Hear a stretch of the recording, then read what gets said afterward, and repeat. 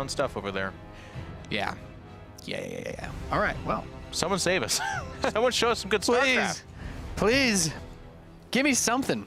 Give me something, this man in the top left. Give me something to talk about. Give me something. He's wearing blue and his name is True.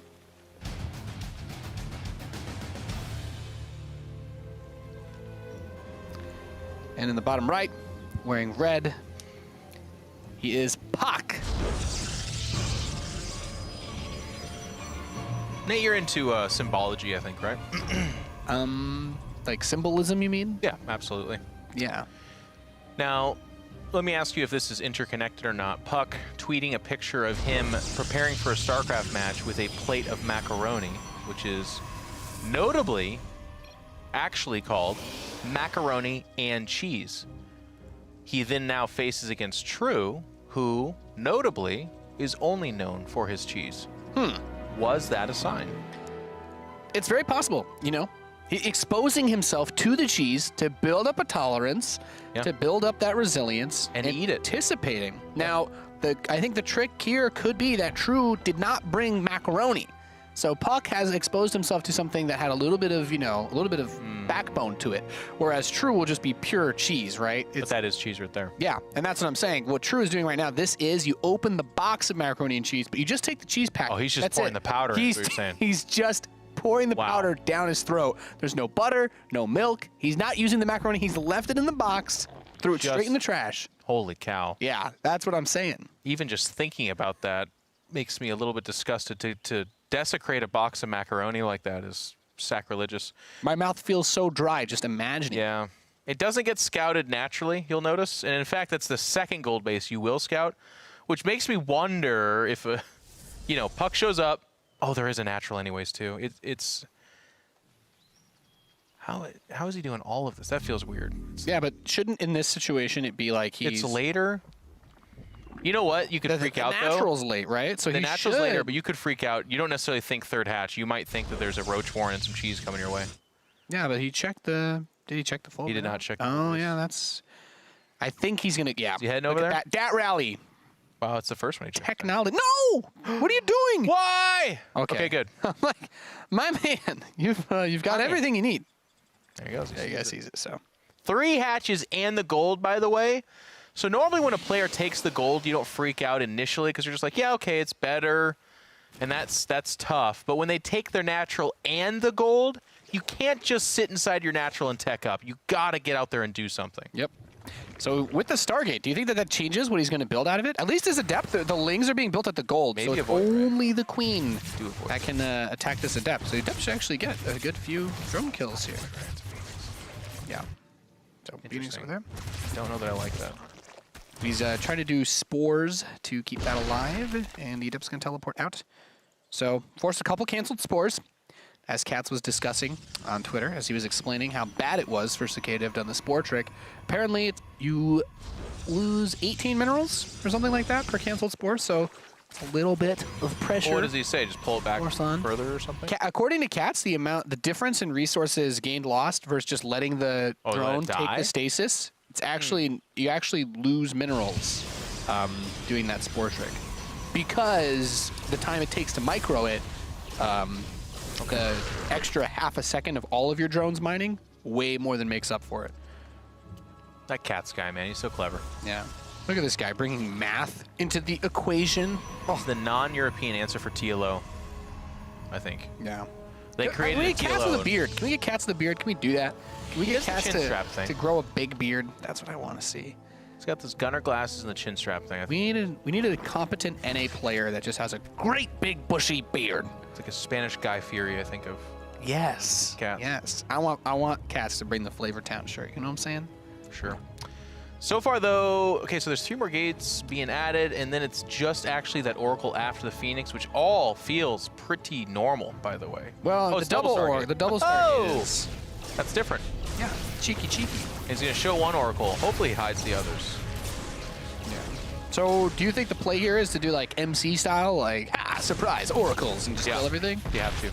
What I like about this is oftentimes if you take the gold base like this, You do not just passively tech up to Hydra. Now, as I say that, that's actually what he's doing, which is bonkers. Yeah. Because a lot of times you're really worried about a gateway attack or something coming really quick.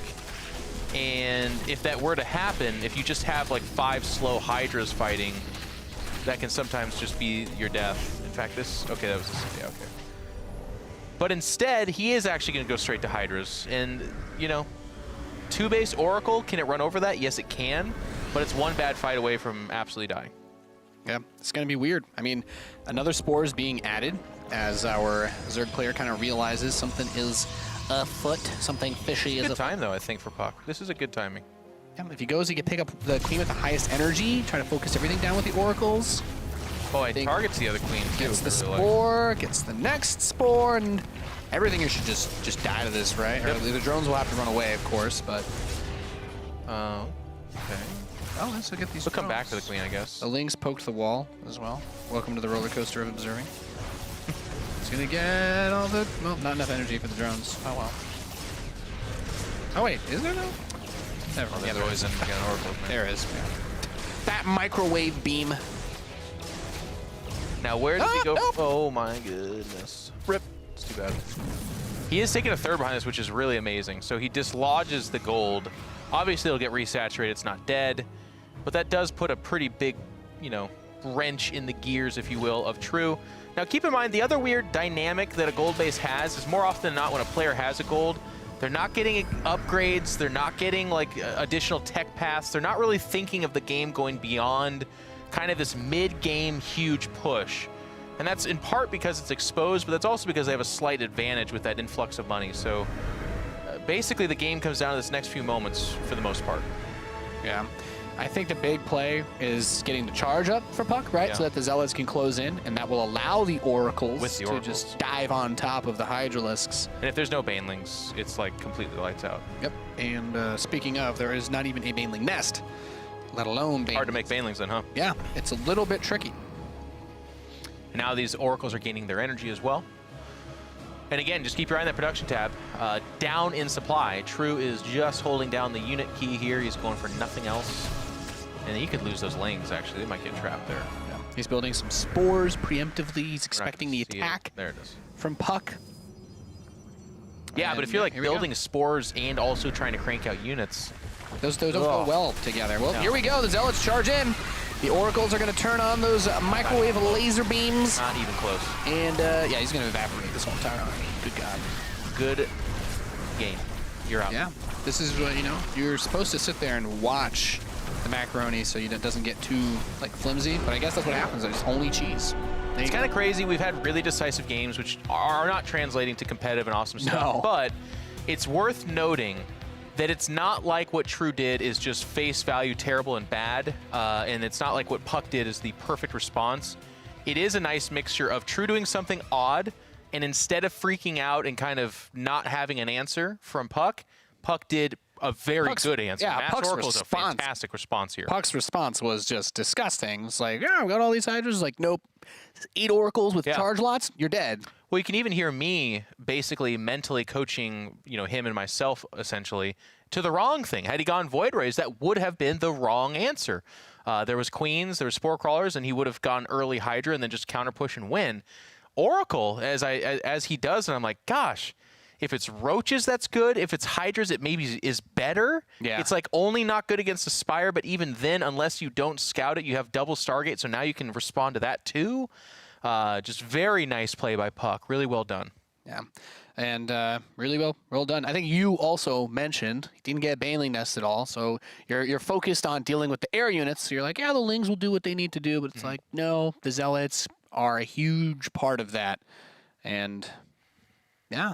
They just occupy the DPS. Yeah, got nothing else to say there. That was not the greatest macaroni and cheese that puCK's probably ever had. But Catalyst is the next map. There is no gold base on this map, so... That might actually be better for True, to be honest with you. Because like I said, that base is so close to the Protoss that you have nothing else to do except be aggressive. You cannot take that base and then be like, all right, now double Evo, and I'm going to kind of get the lurkers here.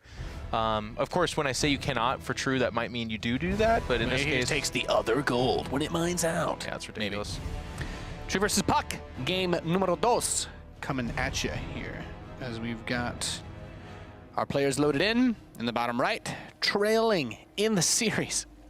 Can he muster enough strength, enough cheese to get himself back? Let's find out. He's true.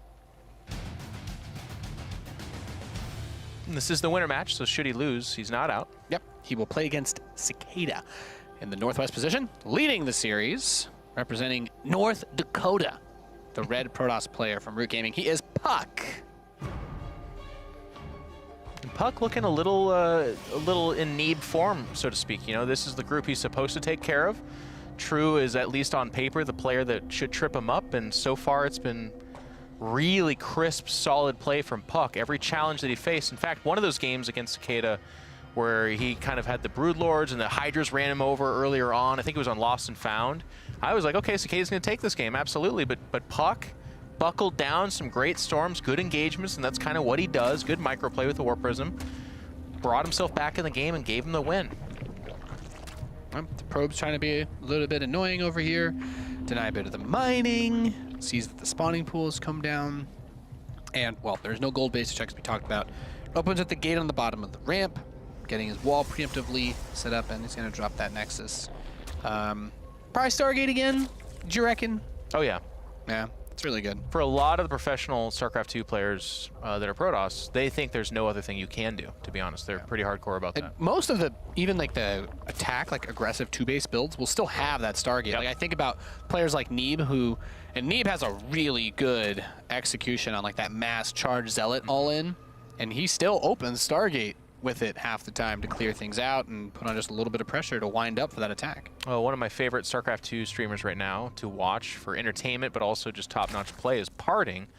And almost every day, in fact, every day I'm sure of it, you can watch him do a number of PVZs where it's Stargate, Phoenix and Oracle, or just Phoenix or just Oracle, like some mixture of low number of units off of that, into Robo, into... You can take a third off of that, you can go Archon drop, you can go Archon drop with charge. The nice thing about it is that it has this fork in the road and it goes in the direction of macro or all-in-ish, and they all kind of look the same. So it puts pressure on the Zerg to respond to that. And that's where the question comes in for Cicada, to Nathanius' point. That's probably something along the lines of what we're going to see this game.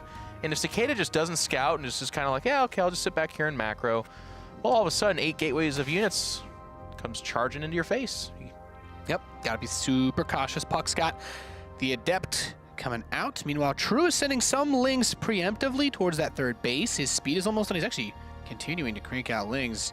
He's realized this wall is not ready yet. puCK needs to block that off. This timing could end up being devastating for him. Oh, that Adept shade. Did he see those Lings? Didn't see that far. The probe is moving. Is he gonna build a wall? He needs it. Okay.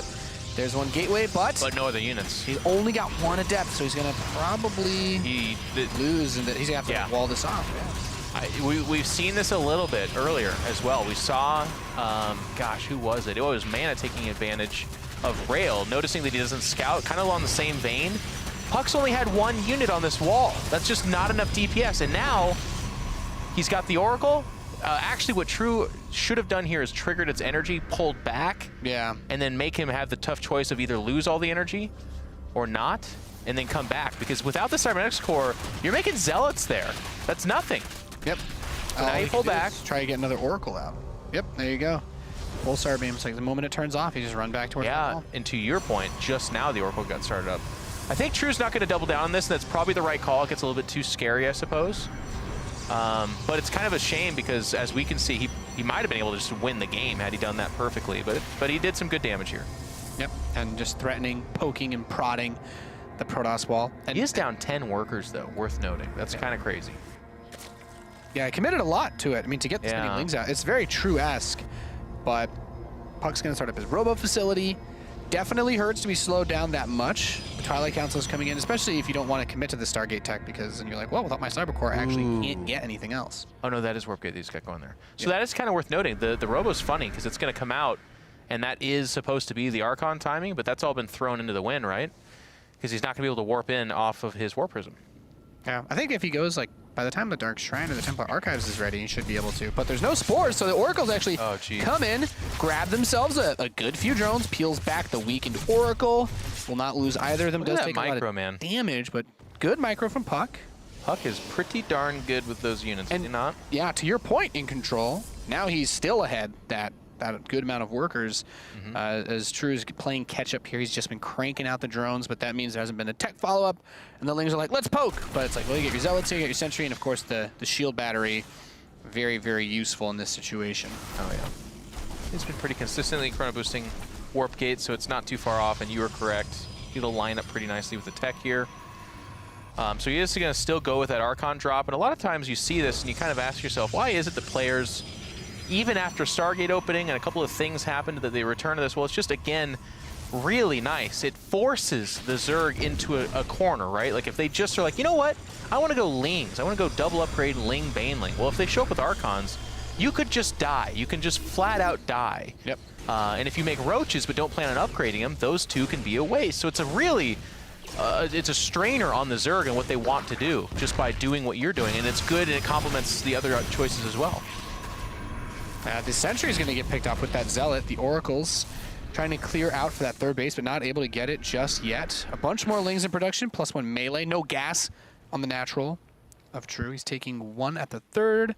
There's the Roach Warren. Feels very aggressive here. We have Immortal. Immortal's being made and Charge being researched. Yep. There's the Archon drop. All normal stuff. You just watch puCK's controls this. Very good. I will say he's very aggressive, so we have seen him lose the Warp Prism, but as long as it doesn't happen too early and it gets a lot of information, some kills. I mean, ideally you never lose it, but if it happens later, it happens. Oh, wow. Yeah, he's Wow. going to commit a bit to this, realizing that there's no Roaches. Did he see Bane. the Roach Warren building? No. He's like, well, you're True, so you probably just got Lings, which means Zealots aren't too bad to help throw into this It's a lot of Queens. composition. Yeah, just has to make sure his Prisms kept pretty tucked far back. His Archons are very low on shields. Gets the top one. Oh. Careful. Okay. Okay. puCK. puCK's that guy that'll dive back, though, and I just, when you watch, it's exciting but scary. Almost out of energy. The Lings are coming. Yeah. They get it back, Nate. It's okay. Not today, says the Immortal. Held back by his Adept friend or Zealot. Pull me back. Oh, wow. Speaking of. Yeah, there's the Zealots coming out now. Oracles do not have enough energy to shoot anything here. The Archon drop is coming back, though. This should be able to clear things out. Still pretty annoying, though. They got some kills there where they really shouldn't have. Yep. Killed some Zealots, which, again, is not the biggest of deals, but it is annoying. Crazy to think, by the way. Or I guess, like, as a non-Protoss player, I'm like, wow. That drop was a while ago, and you regenerate shields pretty fast when you're done with the attack, but boy, those Archons are still got a little ways to go to get their shields. You know what, though? I would trade it for the Warp Prism to actually just continuously heal them all over time. In a heartbeat. Yeah. Oh, goodness, the High Templar get caught. Oh, wow. And save. Oh, one of them died. Oh, my God, that was... Wow. Wow. Somebody call Owen This Will. wall-in, by the way, somewhere out there is a proud Roddy. Roddy's Like, if your wall-in doesn't have a Minotaur and a huge labyrinthine tunnel network, then what are you doing? Holy crap, the storms! Jeez. Saving those High Templars. Wow! Very important for puCK. Wow! He cleans house. I think can we see units lost? Because it must have been just Zealots in that I one think he Templar. lost an Immortal. Okay, Lost one Unimmortal, Unarchon. Yeah, I mean, just... But the thing here I think to keep in mind is that True is still on 3 bases. Against now a 3-base Spire. Protoss. And Spire, like, what is this going to do? I love it. He's way behind. I mean, yeah, it can get scouted and just be trouble. If he just throws down a Hydra Den here, I think he pretty mundanely dies in a few moments. But with a Spire, from these Protoss players, oftentimes you see a lot of Charge Lot, a lot of Templar, especially puCK has a tendency to only have an Archon or 2, not like 5. Mutas can show up and really turn the battle pretty quick. Yeah. It is an all-in-ish, though, by the way. It's not like I'm sitting here saying it's the safest choice. Yeah. And these Zealots happy to get into a scrap with the Lings. puCK's going to try to get a 4th base up. Bunch of Lings here. Drops a Storm. Clears out a lot of the Zerglings and maims the rest of them. Time is being bought. Is that 15 Mutas that are being made? 15 Mutalisks. Okay. Well, true. He's a gambler, man. Not even getting an upgrade on the Spire just yet, by the way. If you're going to make 20 Mutas, you damn well are going to get +1 attack. And he's dropping a bunch of Spine Crawlers. He's waiting for the base trade. We have 3 Spines on the way. Is he going to get more? I like this a lot. Just keep adding them in. Lock it down. Keep an eye on when puCK can spot this, because I think he actually... Well, no, there's an observer that's spotted right now, right? Yep. Saw it. Should see it. Phoenix already in production, getting +2 attack. Oh, Ooh, this Archon for free. Archon's a very important unit in this situation, so losing that definitely sucks. He's loaded up. Now the Archon I don't think can squeeze through this wall, so he's going to need to use the Prism with the Archons to defend his main base. Photon Cannon just finished, but might need a shield battery or two to by the way. do something. That is actually... Yeah. Oh my God, wow. and it had one of the Archons in it. Yeah, this might actually just be over, Nate. I'm not even kidding. Wow. He's going to kill the pylon. Nasty way to go. His Zealots aren't even doing anything at the southwest base that they were trying to go attack. Who cares about unpowered everything? A Phoenix? That's all the production. Here comes one Templar. And you want to see fast healing, by the way. Mutas auto fast heal by themselves. Yep. And the Phoenix does not have range, so you're just kind of stuck. You're just kind of dead. Yeah, that's it. The Artosis pylon lost in the game. Yeah. He's got so many High Templar as well. Now he has to storm himself, and it's like, well, no.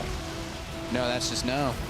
If he had production behind that, that might have been okay, because the storms, yes, it hits Protoss units, but for some reason he's don't just hurt Protoss operating units. off of 3 gates. That's it. That's all he has. There's no other production. He hasn't even tried to get a probe up there yet. Now he is in the main base trying to get warp in some pylons. But yeah, wow. True.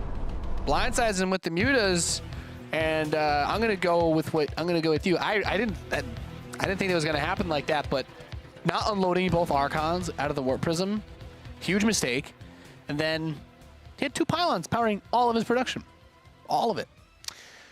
Yeah, I mean, that'll do it. It comes up, and of course, it's one of those things that when you see it, you're like, oh, darn it.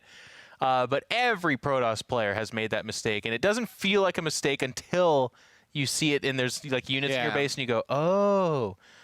So, you know, we're not going to make the biggest deal of it. It happens. But also the Muta switch, just a good call by True. Because like I said, anything else there, Infestation Pit, Hydra Den, no, none of that's going to...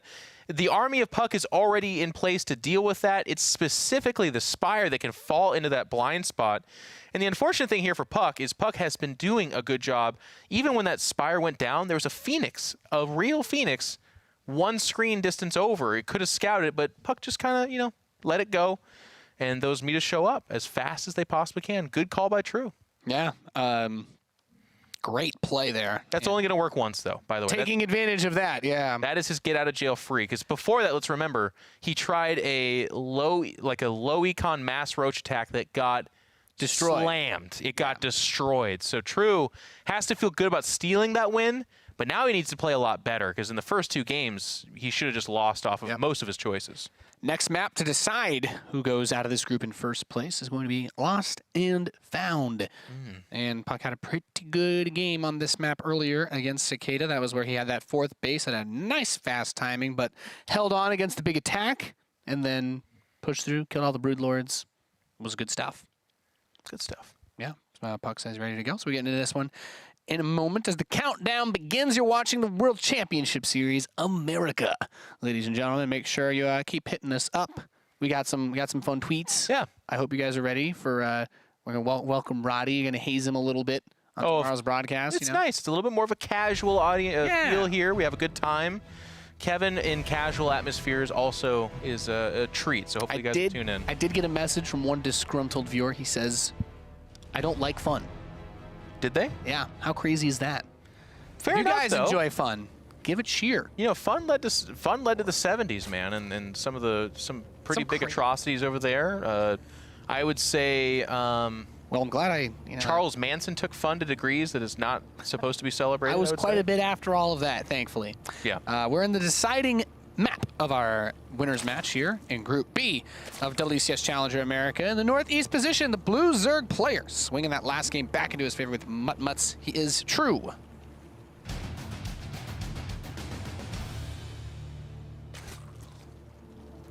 And his opponent in the southwest had a bit of a Jenga wall that last game. He is Roots puCK. puCK had one taken from him. He did a great job getting himself into a position where he easily deflected the first engagement, had 3 bases. All were going well, and then all of a sudden, about 19 mutas showed up in his base. 2 Artosis pylons later, Yep. and maybe a mistakenly picked up Archon. That's it. I wonder if he would have done that, if that mistake would have happened, if he could have just been able to move, like move the Archons into his main base, because the wall being so messed up is why the Archon could not go through. He had to use the prism to get it across. So yes and no. I think you're right that obviously if they're able to walk into the base, it's a little bit better. But 2 Archons moving its mutas is actually it's scary, because as long as you separate the mutas, they actually kill both the Archons quite easily. So he needed to micro it with the warp prism. That was not like a flavorful thing that he was doing. Okay.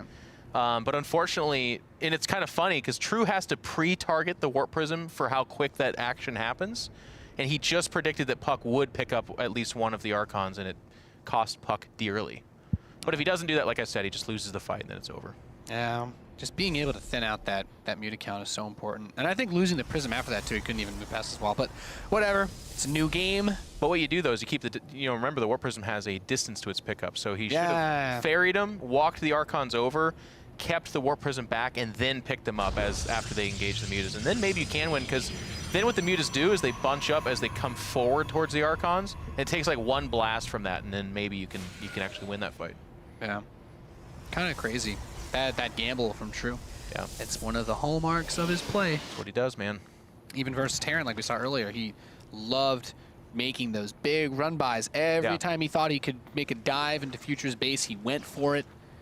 And well, he actually did a pretty good job of dealing with that. He didn't get any of those like epic run-bys, but you hit some of those guys on the ladder, man. That's one of the worst feelings. You get into a good fight, you think things are going okay, whether you're Protoss, Terran, or Zerg, and then all of a sudden you look back and it's like, man, this guy somehow got like 30 lings into my base. Yep.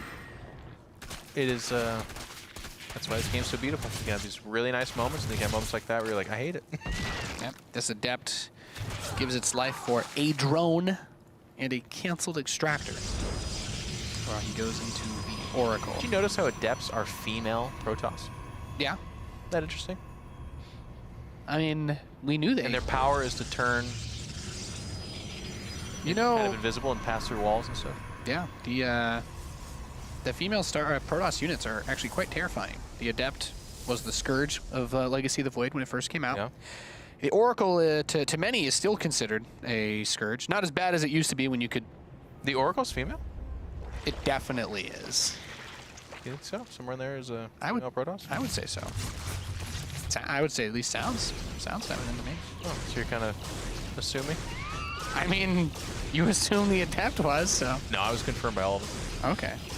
You talk to them. They have a Discord channel, yeah. Oh, that's cool. This Oracle gets nothing done, which is fine. It's not the end of the world. The fault behind this is going to be that Twilight Council, and I think a Robo finish, right? Yeah, there it is. Warp Prism. So this is the standard, and actually skipping Spore Crawler is true, and just going with the Queens. Yeah, wants to save those drones, save that investment. He's not expecting the double Stargate Oracle. Since he's not doing anything that would prompt it. And puCK's going with the tried and true. He's going to go to the Warp Prism, get the Templar Archives. We're going to probably see that Archon drop and take the third base behind it. Easy peasy. Look how everyone has fallen from grace, by the way, with doing it with the Dark Shrine. It's always Templar Archives now. For that Storm follow-up is the filler. We saw someone did it with Dark Shrine earlier today, was it? Or was it yesterday's group? I've seen some people do it, but... All this Dark Archive just kind of blurs together for me. Yeah. But puCK notably has not been, he's not been on the DT hype train at all. No. Yeah. Actually, as I recall it, I think Rail tried to use, I think Rail used DTs, but he also tried to get damage with the DTs before transforming them. So. Look where that got him now. Not very far. We have the Archons on their way. I think the Oracle is still on top. The Phoenix is in the back, so he's trying to at least make pings all over his mini-map with these units. Boy. The Roaches are not here yet, so those Archons get a couple juicy shots off. I think the Oracle not able to really do anything there. No, I mean, it's quite a bit of damage done. He's just killing lings. I think if you're puCK, you're content to just slaughter all those Zerglings, right? Just anything. Yeah. Anything you can do. Thin the ling count, sure. Get a queen or two, sure. And that really occupy the attention of the Zerg. cuts down a lot of that lane count, so it makes it much harder for this pressure that he wants to apply to the third base while the Archons run around. Does get this run on the warping in Zealots, the only things that can't be healed by shield batteries, as, I guess, stasis units, but there's the drop in the main. Going for the Queen, good transfuse. Warp Prism still close to full health. He's the only anti-air, by the way. Keep that in mind. Yep, he's got it. Get that. Oof. Wow, that Archon had no shields. And the Ling, yeah, there weren't a lot of Lings there. He got some damage done, but easily held. He's going for a Void Ray to follow this up with charge. It's an emergency Void Ray. He sees the number of roaches and says, "You are coming after me now. All hands on deck." And this is so nice. The Warp Prism confirms it. He flies over this. Like, all right. Well, there's not a whole... This is not defensive roaches. No Ravaged, by the way. Does he go for the sentries? I would love... He's floating about 600 gas. Now, it's going to be Templar for more Archons. It's probably the safer choice. But a few sentries would be kind of cool to lock those guys in or keep some out. Yeah, maybe he thinks that he will get a few Ravagers before... Oh, yeah, good call. That's what I'm saying. It is the safer call. Yeah. But I mean, getting the Immortals out was great. I love you mentioning the emergency Void Ray. Yeah, he needs to get to work right now. There's no reason not to. Yeah, get that Void Ray on them roaches. Let's go, let's go. You got work to do. puCK. He's sending Zealots, or Adepts, to the bottom right. It's okay, that base, but the Void Ray. Not even that far behind supply, by the way. Do it.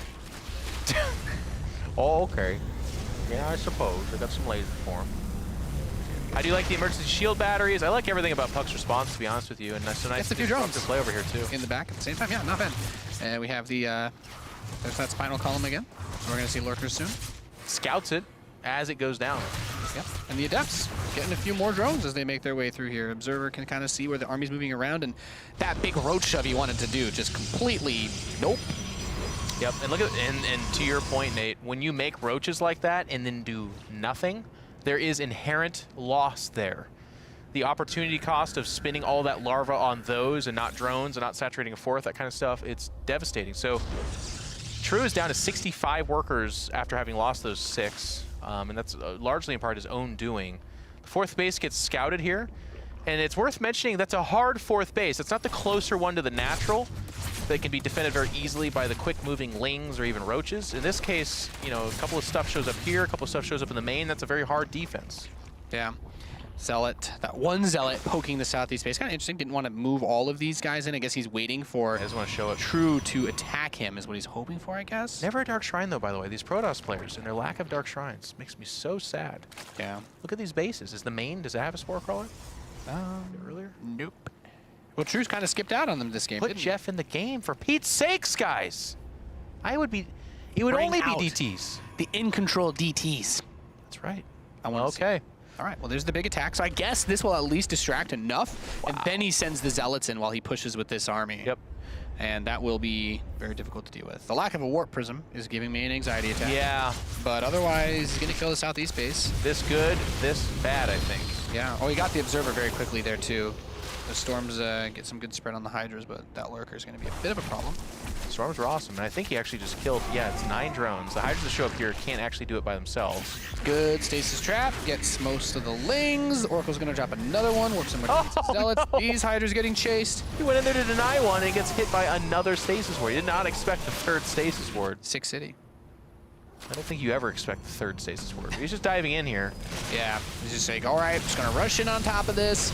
Force the rest of the army back. puCK's army actually kind of like wants to move it around, but there's still a lot of units here. Yeah. Emergency Void Ray, though. Yeah, the emergency Void Ray still gets Look at it go off. There's the Prism inside of the main base now. That's going to be a problem. But puCK's got to be careful with how much he stretches himself here. He's losing some probes.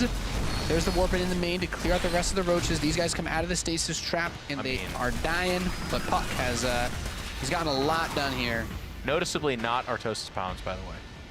That's a one-timer there. Well, these 3 gateways. I don't know. But you're right. I mean, it's happened, but for the most part, he's now doubling down on it, right? Yeah. Taking care of business. And those 2 Robos, like, yeah, you want to build the Roaches or the Lurkers, you can get out quite a few Immortals. Scary army for the Zerg. That's the kind of army where if it fights mid-map, the Protoss can steamroll it, but if it sets up real nicely outside of one of these bases, Protoss could have a very tough time dislodging it. But True's can actually splinter it up and have little pocket armies. Yeah, puCK's been kind of spreading his forces out too. Only 59 workers for our Zerg, by the way. Keep that in mind. So this army's actually about 20 supply larger. 141 supply, pure Zerg. Got to be careful fighting there. Gets as much of these Zealots on top of these guys, but there's no detection, so to speak. Well, there goes the Overseer, so when an Observer does get over there, you won't be able to snipe it for now. That'll be big. Oh, wow. Just kind of walking into those lurkers. Needs... Do we see him? He still has the Oracle. He can get detection. He's got the Observer over here on this side. Two, actually, yeah. Yeah, not bad. This was kind of weird about this. Splitting it up is like a really cool, cute move, but if you're facing a competent Protoss that is doing them a favor, is I guess the point I'm trying to make. Like, fewer lurkers together is just very much manageable. That, as the lurker count increases, they just scale very well. Oh, it's devastating. It gets to a point where you can't fight them. You have to, like, kite back and storm, soften them up, and then jump on them with the Immortals. But anytime your Stalkers are like, we'll do it, it's like one whomp, and you're just like, oh, they're all gone. They all died. Yep. Now, the majority of the forces are going to head up towards this top side here, as just those lurkers were left to deal with the southeast. True reunites his army. And you're right, these Templar they're stuck over here. He's going to transform another one to the Archon, but he's trying to bring more forces out to defend against this, retreating to that west side base. There's the recall. He pulls everything home to fight against this army. There are no lurkers with this group, by the way, so he can chase this if he wants to. Yeah, interesting recall. I'd love a shot of the lower right-hand side base because he had his army there. Okay, so he didn't want to go up the ramp against 5 lurkers. I think that's fair enough.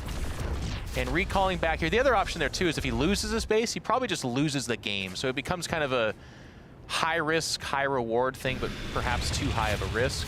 Yeah. Oh, that's a tough choke point. Oh, reverse those that? lurkers. Yeah, I was gonna say That's dangerous. That would be send that one Archon to the battery. Charge that bad boy up.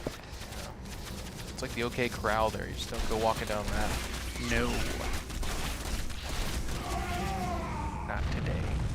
Now, True behind this, is there a 5th base? He's just now getting a 5th base, so that's kind of late, by the way. I would point that out. puCK's got this one, too, so they're both rolling that econ game. puCK's kind of spreading his forces out. Looks like he wants to engulf what the Zerg has over here, but a big attack on the right side. Those lurkers we talked about are making their return in this game. Yep. Oh, and they will be, I mean, this 5th base, no way, no how does it remain where it is. And this is where True really trying to stretch puCK thin here. He's like, okay, well, you get the expansion, but puCK's, I mean, I feel like in this situation, you almost got to get that army. The Overseer is in that deployed mode. Yeah. The Observers are dead. Got both of them. And now I'm getting pretty worried for puCK. Like, puCK, there's no Oracle anymore either. Just kind of sitting back. He's losing some stuff. His 5th went down. Okay, those lurkers are getting awfully forward, and if there was an Observer here, they would die, but there is not any yet. Yep, look at that. Puts that the Overseer to the deployed mode. Just lets it see so much more. He's going to try to clean up this right side. Drops another storm. Both sides. Yeah, there's the, finally gets the Observers out over here. Look at that, just in one moment though, puCK does capitalize on True's mistake, and now this big warp in too. Yeah. If he could ever find himself killing the Hydrogen, I think that's at the natural though. All right, so puCK, I was getting nervous about the overly defensive play, but it looks like it was the right call because True is just getting, I mean, every screen we show is like the cutscene of the Protoss endgame is like, oh, and they destroyed the Zerg here and there. Yep. That Prism, by the way, very patient with it. Waited a long time to send that bad boy back in. What? And it's gonna die. Well, you know what? Did your job. It did, though. I was just laughing at the patience, and then it died. But that's a dead 4th base down there. I think, actually, he's just going to go for all of it. He's going to tag these lurkers. Oh, he has the Observer still, so it doesn't matter. And there's the storms on the Hydras. Oh, wow. Ouchie, wawa. That should just be it. He's going to have to back up his True, and if he does, that's going to be the game. Yep. Oh. Hydra's taking storms to the face. puCK has how many Immortals that? Like 7, 8? Yeah. 9 even? I don't think they're all in this fight, but yeah. Well, either way. And that's actually the production. There's the Hydrogen, there's the Lurker Den. And puCK says, I don't not need to today. kill your tech. He's like, I'm going to kill your tech. Kill your other base. Your bases. Make that's sure fine. You have no monies. Either one's the right choice. Like that's when you're this far ahead, it's kind of nice because it's like covering his tracks. Man, Jeff pointed out that thing and then he didn't do it. What an idiot! It's like nope, they're both great choices. Just kill the base. The worst choice would be just his recalls home. It's like, yeah, what are you doing? Win the fight. Let's get out of here. That's always weird. It's like I'm ahead. Our toast to get more ahead. I'm gonna take 3 more bases. And these Zealots, by the way, come in from an angle where that would have been where another base is. So he right now basically confirms Then it's 4 base Zerg. He's evacuating from that, and he knows that the first 3 are really low in drones. puCK has got to be feeling good. So many Mortals here. There's the Storms. This isn't even his army. GG. puCK wins 2-1. Makes his way out of the group in first place. Really good play out of puCK. It was. I liked everything that I saw. Really got blinds.